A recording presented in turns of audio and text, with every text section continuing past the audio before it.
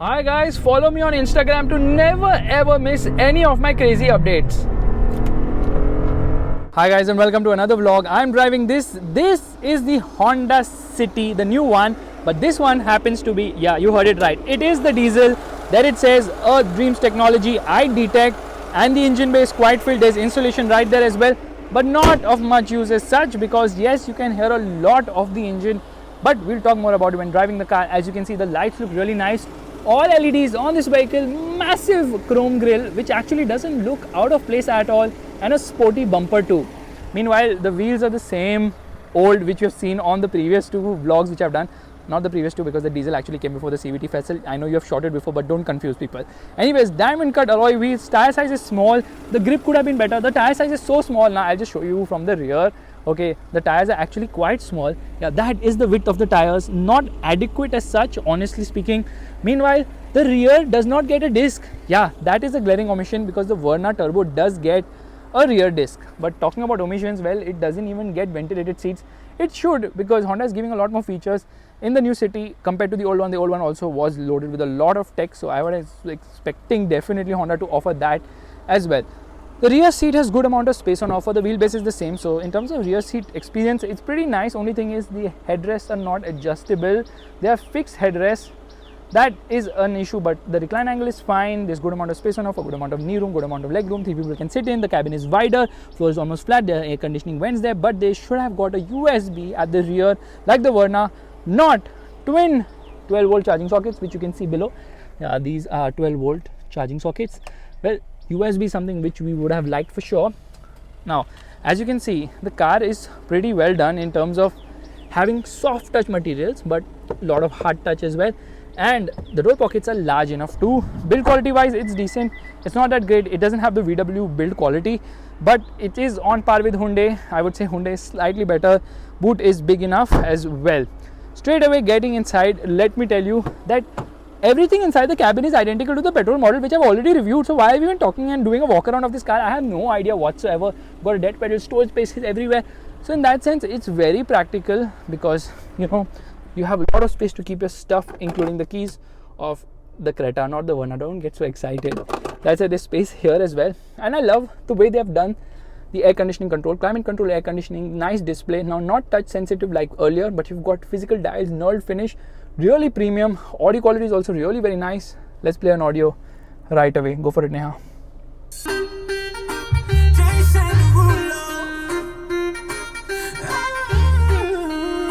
Audio quality is actually very nice, and I love this new 8-inch infotainment system. It's slick, it has plenty of information, plenty of features as well. Apple CarPlay, Android Auto connectivity. It's also got Alexa connectivity, connected car tech, which is known as Honda Connect, with 32 features, and you can also remotely start your car, but not a manual, only for the automatic because it obviously gets a manual handbrake, not an electric handbrake. Anyways, as you see, the cabin is nice and there's not much to complain about other than the fact that there are hard plastics there, but soft materials everywhere else. Beautiful stitching, seats are comfortable. I love the whole treatment on this car, but the asymmetrical dashboard on the older City was something which really caught your eye.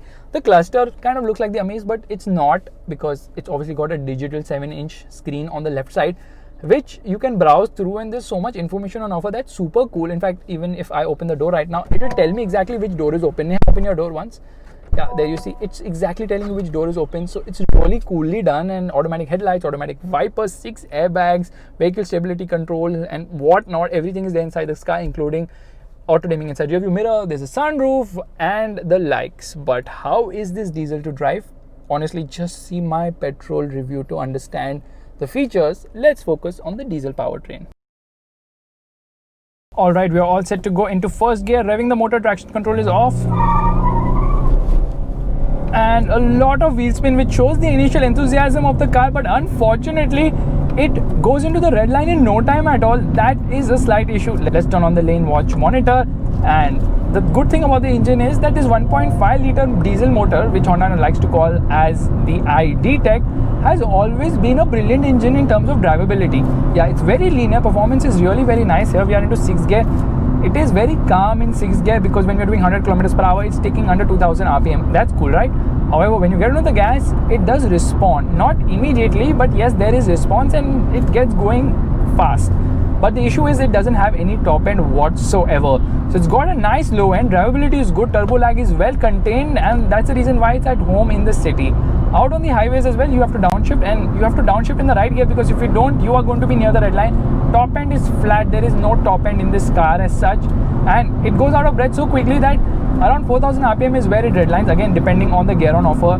If you are in a lower gear, it will go above 4300 rpm, but in higher gears it just doesn't cross 4000 rpm. So compared to the petrol manual, this actually feels better in terms of handling characteristics, because the diesel engine is heavier. The overall weight of this car is 64 kgs more compared to the petrol manual, and that weight difference results in Honda actually stiffening the suspension at the front to take care of the additional weight of the diesel powertrain. That said, it just feels peppy, and right now in 6th gear it feels so refined, but you need to downshift to a lower gear to get going fast, and it does go fast. Now of course, the main thing which most of you want to know is about the sound. Yes, it isn't as noisy as before, but yes, it is still on the noisier side when you compare it to other engines, similar engines from other manufacturers. So that dieselness is still there, but reduced quite a bit, which means that the city is finally refined, rather the city diesel is finally refined. It makes a lot more noise once you cross 3000 rpm. And the other issue with this car is that road noise insulation isn't that great. You can hear a lot of the wind, you can hear a lot of the road, you can hear a lot of the tires, all that and more. Engine is refined now. The diesel engine is refined to a certain extent. The petrol of course is way more refined, without a freaking doubt. And braking performance is also brilliant in this car, because the brakes are sure-footed and stopping power is also very positive. Only thing is, because the tires are so narrow now, if you apply hard brakes, there's a screech with ABS, and off we go. The thing is, this diesel engine kind of revs fast, and because the power band is so narrow, you hit the red line so quickly. Power and torque is the same as before, 100 PS of power, and the torque output is 200 Newton meters, which comes in at a low 1750 rpm. The overall result is the car feels slick to drive, and the steering has some amount of slack in the center position, you can see that. But in terms of overall handling characteristics, I feel this handles better than the petrol for sure, because of the slightly stiffer suspension setup on offer. The gearbox is obviously very slick shifting. The clutch is also on the lighter side, which is a boon considering this is a diesel. The clutch is on the lighter side. Gearbox is a joy to use actually, because it's very defined as such. So while the steering is responsive and not lifeless, it is still light at lower speeds. It's so easy to twirl it, not much effort required. This is still an easy car to drive, easy car to park, and when you get into the gas, well, the diesel will excite you and then disappoint you all of a sudden. It's like it goes like this and drops like that. I mean, how can I draw a graph like this? It's going like this and drops like that, like flat. Here we go, like that. Any which ways, braking performance is something which is nice, but you know, the car screams for wider tires for sure. Revving the motor, rev still slightly under 2500 rpm. Plenty of wheel spin, but you have to be on the gear lever at every given moment, because you need to upshift right away. Now Honda is offering a 6-speed manual with the diesel, 6-speed manual with the petrol, and the petrol also gets a 7-step CVT. But what I don't understand is, why don't we get a CVT automatic, which is there in the Amaze? I know they will have to reduce the power and torque. That's fine, because even with the reduction of power and torque by 20%, you can't really feel it in the Amaze as much. And you shouldn't in the city. I guess Honda is planning to price this at a premium, and with the premium pricing they thought, you know, we're offering a CVT with 80 horsepower, that won't go down well, considering the Corolla was mocked a lot for its 1.4 litre diesel producing not much power at all. That said, the diesel feels so much better to live with now, because it doesn't feel as noisy as before, and the suspension does a great job. I think the diesel has a better suspension overall, because even on bad roads at high speeds, it doesn't move around as much because of the slight stiffening which is done to take care of the additional weight of the diesel powertrain. So as you can see, the diesel engine is the same as before. There hasn't been much change to it, because why fix something which ain't broke? Only thing is the NVH has been improved, which really needed work since a long time. Signal है कहाँ से तुम रुक गए हो?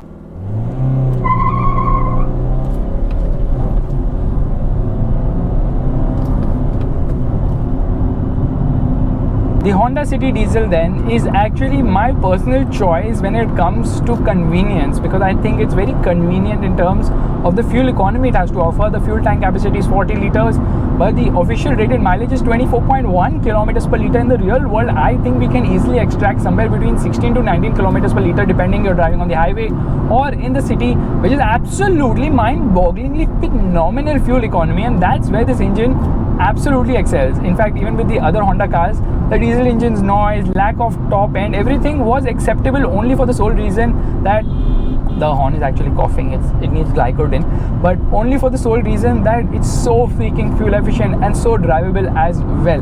Yeah, this doesn't have a limiter at 140 kilometers per hour. It will go past 140 kilometers per hour. In fact, the top speed of the Honda City diesel happens to be somewhere around 170 kilometers per hour, which is more than you would ever need. Yes, the petrol is obviously 10,000 times better in terms of fun and NVH and sound and high end and top end and whatnot.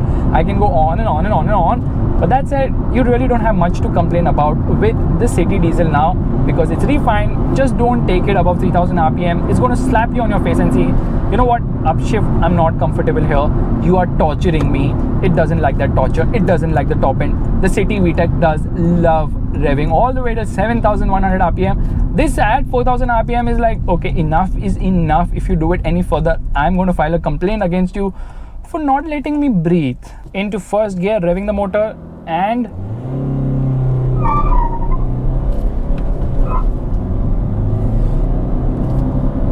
wheel spin on upshift, not bad at all. So what has Honda actually done? They have made any changes? Of course, it gets a diesel particulate filter known as DPF to comply with BS6 emission norms. Meanwhile, Hyundai has actually downsized the diesel engine on the Verna from 1.6 to 1.5 and also dropped power and torque. Honda hasn't done any of that, which is a great thing because the kind of performance is more than acceptable. Only thing is Honda charges a premium, which can be a bit of an issue when you consider the fact that the Verna has become really strong now thanks to the addition of a lot more features. Like ventilated seats is so convenient. I cannot tell you enough how convenient ventilated seats are, and even height adjustable seat belts and whatnot. Some of these features which are missing in the City kind of robs away the premium feel which Honda is trying to show with the car, because they have added a lot in that sense. So as I see it, the City has always retained its crown and it will continue to sell well in the Indian market, more so because in terms of diesel, there's just the City and the Verna. Vento has dropped diesel, Ciaz has dropped diesel, so diesel options are very few and limited as well. But the Verna also comes with an automatic, which is a big game changer because Honda still doesn't want to offer a diesel automatic in spite of having one. Maybe we'll get it in the future. Anyways, downshifting into second. Initial punch is good, but you just have to be so active on the gearbox all the time. I suggest they give an automatic. And on that expectation, it's time to end this video. If you like this vlog, make sure to give it the thumbs up. That's the like button, and also subscribe to the channel. I honestly can see the happiness on Neha's face right now. She's feeling so happy because the vlog is over. But hey, now I can go back home. Is it?